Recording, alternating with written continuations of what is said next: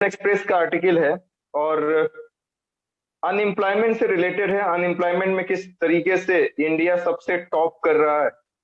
जो गवर्नमेंट को सपोर्ट करने वाले लोग हैं उनसे भी मेरा क्वेश्चन है कि इस पे थोड़ा सा ध्यान दीजिएगा कि जो अनएम्प्लॉयमेंट है उसमें किस किस तरीके से हम आगे जा रहे हैं। तो राइटर ये बताते हैं कि अभी गवर्नमेंट इस बात की दुहाई देती है कि कोविड 19 आया है और इस वजह से इतनी सारी अनएम्प्लॉयमेंट जनरेट हो गई है, या यूं कहें कि इतने सारे लोग बेरोजगार हो गए हैं।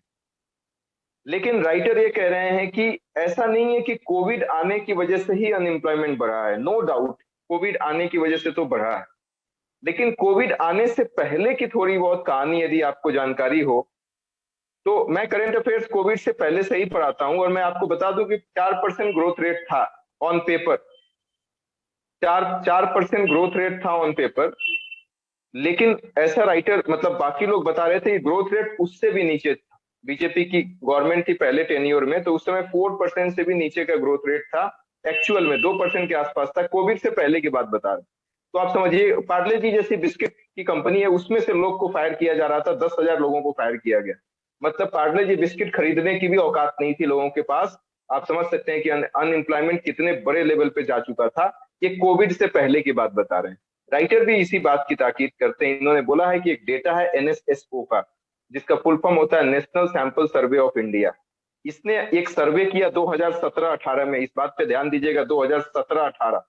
कोविड का कहीं नामो निशान नहीं था 2017-18 में।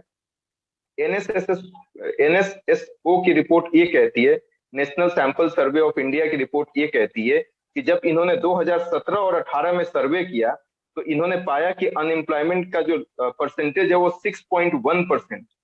अनएम्प्लॉयमेंट की जो परसेंटेज है वो 6.1% है और 4 डिकेड से सबसे ज्यादा अनएम्प्लॉयमेंट था। आप समझिए, मतलब 2017-18 में जो अनएम्प्लॉयमेंट का रेशियो था वो 6.1% था, जो पिछले 40 सालों से सबसे ज्यादा था। ये एनएसएसओ की रिपोर्ट कह रही है, राइटर ऐसा बताते हैं। इसके बाद जब कोविड आया तो ऑब्वियसली कोविड के साथ तो अलग ही कहानी हुई। तो कोविड पे भी, कोविड आने के बाद सीएमआईई का फुल फॉर्म होता है सेंट्रल मॉनिटरिंग इंडियन इकोनॉमी। इसका एक डेटा है सेंट्रल मॉनिटरिंग इंडियन इकोनॉमी। वो ये बात कहता है, सेंट्रल मॉनिटरिंग इंडियन इकोनॉमी इस बात की गवाही देता है कि ये जो 2021 में, दिसंबर 2021 में इसने सर्वे किया और बताया कि 53 मिलियन इंडियंस जो है वो अपनी जॉब लूज कर चुके हैं ड्यू टू कोविड 19। सीएमआईई का डेटा ये कहता है कि 53 मिलियन जो लोग हैं वो अपनी जॉब खो चुके हैं और उसमें अधिकतर महिलाएं हैं। मतलब लिखता है कि a large proportion of women were a large proportion of home were women. कहने का मतलब कि ये जो 53 मिलियन लोगों की जॉब गई है, जिन लोगों से जॉब छीनी गई है, उसमें मेजोरिटी जो है वो महिलाओं की है। अभी की यदि हम बात करें 2021 की, तो दिसंबर 2021 में 7.9% के आसपास अनएम्प्लॉयमेंट रेट चला गया है। हालांकि डेटा 2022 जनवरी का ये कहता है कि 6.57 पे अनएम्प्लॉयमेंट है, मतलब कि थोड़ा घट रहा है।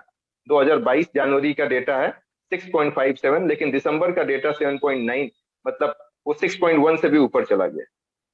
अब राइटर बताते हैं कि क्या क्या कहानी है। बड़े दिलचस्प एग्जाम्पल देते हैं, सुन के आपको भी ताजुब लगेगा। इन्होंने बोला कि रेलवे की वैकेंसी निकली थी तो इसमें 2 करोड़ लोगों ने अप्लाई किया था। आप इमेजिन करिए, एक रेलवे की वैकेंसी निकली थी जिसमें क्राइटेरिया था 12th पास, और उसमें 2 करोड़ लोगों ने अप्लाई किया था उस रेलवे की वैकेंसी में। 12th पास पे जॉब लग रही है। आप समझ सकते हैं कि जॉब की क्वालिटी कितनी क्या होगी, उसकी डेजिग्नेशन क्या होगी।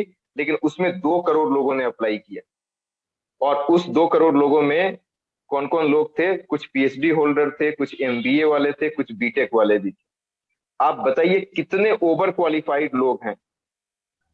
12th पास जॉब के लिए पीएचडी होल्डर अप्लाई कर रहा है, एमबीए वाला बंदा अप्लाई कर रहा है, बीटेक जिसने किया है वो अप्लाई कर रहा है। आप इसी से समझ सकते हैं कि अनएम्प्लॉयमेंट कितने बड़े लेवल पे जा चुका है। राइटर यहीं पे चुप नहीं हो जाते हैं, एग्जाम्पल और भी है सितारों के आगे, जहां और भी है। दूसरा एग्जाम्पल देते हैं हिमाचल प्रदेश। हिमाचल प्रदेश का डेटा है। हिमाचल प्रदेश में इन्होंने बोला था कि 42 वैकेंसी निकली थी, 42 वैकेंसी निकली थी, 42 पोस्ट निकली थी। और ये जो पोस्ट थी 42 पोस्ट था, जिसमें कुछ पोस्ट था प्यून का, कुछ था गार्डनर का और कुछ था कुक का। आप सुनिएगा, बड़ी दिलचस्प बात लिखते हैं राइटर कि 42 पोस्ट निकाला था हिमाचल प्रदेश की सरकार ने, और वो पोस्ट किसके लिए था? प्यून के लिए था, गार्डनर के लिए था और कुक के लिए था, मतलब खाना बनाने वाला जो माली होता है उसके लिए, और प्यून मतलब चपरासी के लिए। इसमें 18,000 लोगों ने अप्लाई किया 42 पोस्ट के लिए, आप इमेजिन करिए। और 18,000 में से 100 लोग ऐसे थे जो पीएचडी थे और पोस्ट डॉक्टरेट भी थे। आप इमेजिन करिए, गार्डनर बनने के लिए, कुक बनने के लिए और प्यून बनने के लिए 100 बंदे जो हैं वो पीएचडी वाले हैं, और पीएचडी से भी ऊपर की पढ़ाई कर लिया है उन्होंने। कितनी बड़ी बात। इसके साथ साथ इन्होंने पानीपत का भी एग्जाम्पल लिया। हरियाणा मार्च 2021 में हरियाणा के पानीपत में एक वैकेंसी आई थी जिसमें 13 प्यून की जॉब थी, और उस 13 प्यून की जॉब के लिए 27,000 एप्लीकेशन आए थे, 27,000। और उसमें BA, BSc, MA, MSc, engineering, MBA, ये सब बंदे थे। लास्ट एग्जांपल राइटर देते हैं कि यूपी में एक पोस्ट आया था messenger in the Uttar Pradesh police 2018 में, जिसमें 62 पे सीट्स थी। मतलब मैसेंजर होता होगा कोई पुलिस को इन्फॉर्म करने वाला। इसकी वैकेंसी आई थी जिसमें 62 टोटल पोस्ट थे, और इसमें इन्होंने बोला है कि 93,000 एप्लीकेंट्स आए। 93,000 एप्लीकेंट्स में 3,700 पीएचडी होल्डर्स थे और 50,000 ग्रेजुएट्स थे।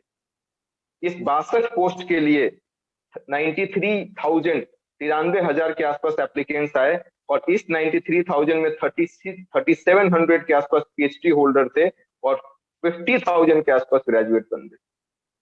तो अनएम्प्लॉयमेंट का लेवल कहां तक चला गया, इसी से आप अंदाजा लगा सकते हैं। अब ऐसा राइटर इसलिए बताते हैं कि देखो, गवर्नमेंट जब से डीरेगुलेशन किया है ना, डीरेगुलेशन ऑफ एम्प्लॉय और एम्प्लॉयर वर्क रिलेशन, जैसे आपको मैंने बताया था कि एक लेबर कोड बिल था, पहले 49 वो रूल्स एंड रेगुलेशन थे, इसको इन्होंने कंसोलिडेट करके 4 पे लाके रख दिया। और 4 पे रखा तो इससे क्या हुआ कि वो एम्प्लॉयर के पक्ष में कर दिया। जैसे मैं कंपनी चलाता हूं, मैंने किसी को हायर किया है, तो मैं बहुत इजीली उसको निकाल सकता हूं, कोई मतलब नहीं। तो ये जिस तरीके से इन्होंने सिंप्लीफाई किया है ना, तब से और ज्यादा मामला बिजनेसमैन के पक्ष में चला गया है। वो आते हैं और शाम को आइए, सुबह में आइए, शाम को आपको निकाल देंगे जॉब से, चले जाइए। तो इस तरीके से चीजें हो रही हैं, इसी वजह से और ज्यादा अनएम्प्लॉयमेंट बढ़ रहा है। एक और एग्जांपल देते हैं राइटर की, देखो सबसे ज्यादा एम्प्लॉयमेंट जनरेट होता है हेल्थ सेक्टर में, एजुकेशन सेक्टर में, और पब्लिक ये क्या बोलते हैं, सोशल सेक्टर में। सोशल सेक्टर का मतलब कि जो स्कीम्स वगैरह आता है उसमें। लेकिन गवर्नमेंट का जो बजट है इस पे दिनों दिन कम करते जा रहा है। एजुकेशन पे कम खर्च करेगा गवर्नमेंट, हेल्थ पे कम खर्च करेगी गवर्नमेंट, ये क्या बोलते हैं, पब्लिक सेक्टर पे कम खर्च करेगी गवर्नमेंट। जब इन तीनों पे आप खर्च ही नहीं कर रहे हो तो इसमें जॉब्स कहां से जनरेट होंगे? प्रोफेसर की सैलरी 2 लाख रुपए आपने दिया है, ऐसा राइटर बताते हैं कि प्रोफेसर की सैलरी 2 लाख रुपए, तो इसीलिए अब कॉन्ट्रैक्ट बेसिस पे रिक्रूटमेंट हो रहा है। हालांकि गवर्नमेंट का अपना तर्क है जो मुझे भी ठीक लगता है। उन्होंने ये बोला है कि एक प्रोफेसर जो एक दिन में एक क्लास लेता है मैक्सिमम, या 2 क्लास लेता है, उसकी सैलरी 1-2 लाख रुपए on an average. Assistant professor की बात नहीं कर रहा हूँ, एसोसिएट प्रोफेसर की बात नहीं कर रहा हूँ, नॉर्मल प्रोफेसर की बात कर रहा हूँ कि उसकी सैलरी यदि 2 लाख रुपए है और पूरे दिन में सिर्फ एक क्लास लेता है, तो इससे तो गवर्नमेंट का बहुत लॉस है। इससे अच्छा होगा कि वो किसी को हायर करे कॉन्ट्रैक्ट बेसिस पे, और उसको पर डे के हिसाब से क्लास, जितना क्लास ले रहा है उस हिसाब से उसको पैसे दो, पेमेंट करो और जाए वहां से। तो ये राइटर का अपना आर्गुमेंट है कि एक तरह से ठीक भी है कॉन्ट्रैक्ट बेसिस पे। तो राइटर एक और बात कहते हैं कि देखो, हायर एजुकेशनल इंस्टीट्यूशन में जो पोस्ट खाली है उसको फिल किया जाए, इससे भी अनएम्प्लॉयमेंट को टैकल किया जा सकता है। और इसके साथ साथ गवर्नमेंट ने जो स्किल इंडिया का प्रोग्राम स्टार्ट किया है, ये डेटा इन्होंने बताया है, जो चाहे हिमाचल प्रदेश का डेटा हो, उत्तर प्रदेश का डेटा हो, या पानीपत हरियाणा का डेटा हो, इससे ये बात साबित होता है कि आपका स्किल इंडिया ग्राउंड लेवल पे कितना अनसक्सेसफुल है। यदि स्किल इंडिया सक्सेसफुल होता तो इतनी सारी अनएम्प्लॉयमेंट तो नहीं आती। जहाँ पे प्यून, जहाँ पे गार्डनर, इन सब की वैकेंसी है, वहां पे आप पीएचडी होल्डर को देख रहे हो, वहां पे बीटेक वाले को देख रहे हो, वहां पे एमबीए वाले को देख रहे हो। तो लास्ट में राइटर यही सजेस्ट करते हैं कि जो भी ग्राउंड लेवल पे स्कीम्स है ना, उसको प्रॉपर इम्प्लीमेंट करने की जरूरत है। और जो एजुकेशन सेक्टर है आपका, जो हेल्थ सेक्टर है, या जो सोशल सेक्टर है, उसमें और ज्यादा बजट बढ़ाने की जरूरत है। और उसको अच्छे से दुरुस्त करने की जरूरत है। जो हायर एजुकेशनल इंस्टीट्यूशन में जो पोस्ट खाली हैं उसको फिल करने की जरूरत है। इसी से हम कहीं ना कहीं अनएम्प्लॉयमेंट को टैकल कर सकते हैं और एम्प्लॉयमेंट को फिर से जनरेट किया जा सकता है। आर्टिकल यहीं पे